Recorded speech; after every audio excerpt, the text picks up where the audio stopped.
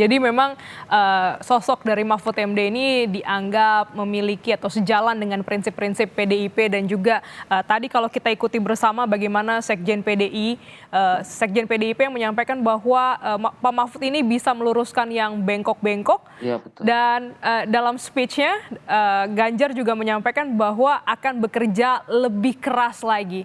Kira-kira di mana prediksi kekuatan dari pasangan ini akan dominan di area mana saja, Bang? Iya kalau kita lihat sepertinya Pak Ganjar Pranowo dan Pak Mahfud ini akan sangat kuat, terutama di wilayah Jawa Tengah dan kemudian Jawa Timur. Dan Jawa Tengah dan Jawa Timur ini akan menjadi sebuah pertarungan yang keras dan sangat menentukan. Dan juga di beberapa tempat, di berbagai tempat, misalnya di luar Jawa. Di Indonesia Timur misalnya dukungan sepertinya cukup kuat Pak Ganjar ke Pak Mahfud.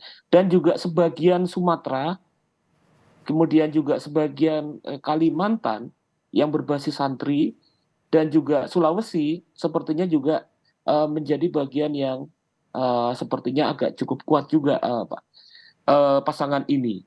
Apalagi kemudian kita lihat bahwa sebelumnya eh, partai-partai pengusung dari pasangan ini itu juga membangun relasi dan berkomunikasi dengan tokoh-tokoh strategis di berbagai wilayah yang memiliki kekuatan politik di berbagai wilayah, sehingga saya pikir bahwa potensi untuk bisa mendapatkan keunggulan dalam Pilpres 2024 ini cukup besar.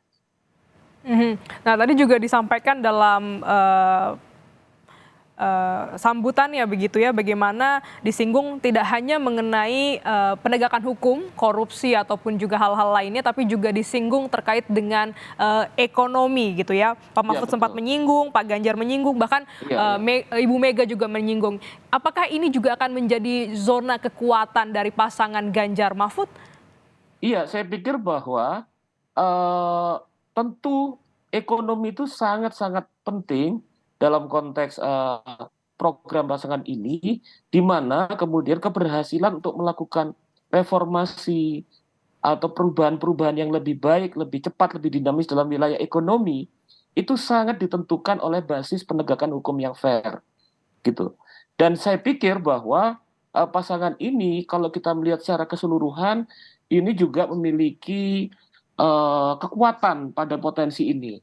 Kita bisa lihat misalnya ketua tim pemenangan yang ada di sana seperti eh, dulu ketua Kadin ya, siapa Pak? Arsyad.